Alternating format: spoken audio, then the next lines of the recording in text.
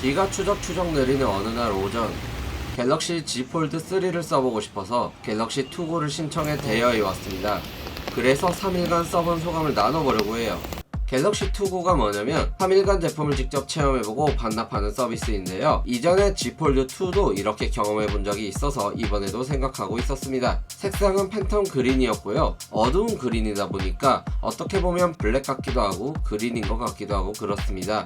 확실히 일반적인 스마트폰과 비교하면 두께가 2배지만 한 손으로 잡기에 부담스럽지 않습니다. 다만 전화를 오래 하면 손목이 좀 피곤하긴 해요. 다른 스마트폰보다는 무거우니까 확실히 느껴지더라고요. 커버 디스플레이를 보면 6.2인치 화면으로 이전 Z 폴드 2와 거의 비슷해서 기본적인 기능들은 충분히 사용할 수 있는 정도입니다. 일반적인 바 형태 스마트폰과 비교하면 가로폭이 좁아서 그런가 길쭉한 느낌이에요. 폴드의 주요 기능은 펼쳤을 때를 확인해야 합니다. 펼치면 7.6인치의 큰 화면을 마주하게 되는데요. Z 폴드 3에 주목할 점이라면 메인 디스플레이에 배치된 UDC 언더 디스플레이 카메라입니다. 화면 뒤에 카메라를 넣었는데 이쪽을 보면 화소가 좀 튀는 것 같아 보이죠? 이게 처음에는 한번 보이면 계속 신경 쓰이는 그런 점이 있기는 한데, 그런데 며칠 좀 사용해보니까 생각보다 덜 신경 쓰이더라고요. 확실히 그래도 넓은 화면으로 보니까 더 쾌적해 보이는 느낌은 있는데, 기존에 쓰고 있는 화면과 또 비교해보면 그렇게 큰 느낌은 아닌 것 같아요. UDC 이야기가 나와서 그런데 이 카메라가 400만 화소거든요. 그래서 카메라 촬영을 해보면 알지만 확실히 이전 모델에 비해서 디테일이 떨어지는 게 확 느껴져요. 폴드의 형태를 활용해 사진을 찍어서 바로바로 확인할 수도 있고, 후면 카메라로 화면을 보며 셀피를 찍을 수 있는 등의 활용이 가능합니다. 다만 하이엔드 제품군에서 제공했던 8K 동영상 촬영이 빠져있더군요. 그런 스펙을 넣는다면 아마 단가가 상승하긴 했겠지만 그래도 좀 아쉬운 느낌이었달까요?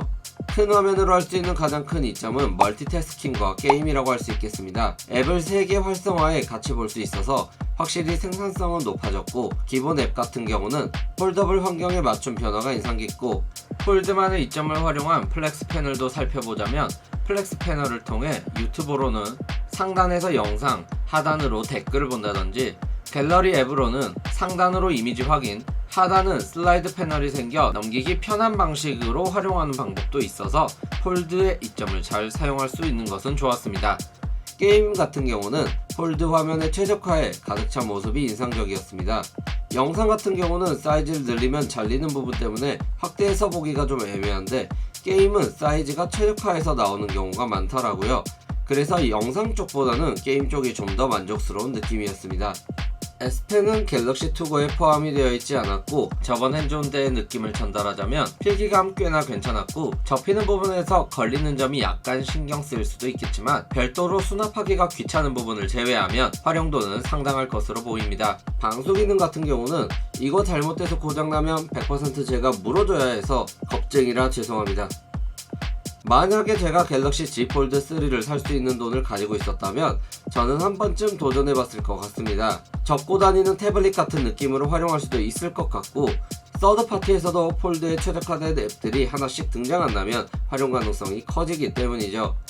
그러나 가격이 이전보다 내려갔다고 해도 200만원대의 스마트폰을 도전하기엔 부담스러운 것은 사실이기 때문에 그 부분을 고려하시면 좋을 거라 생각합니다.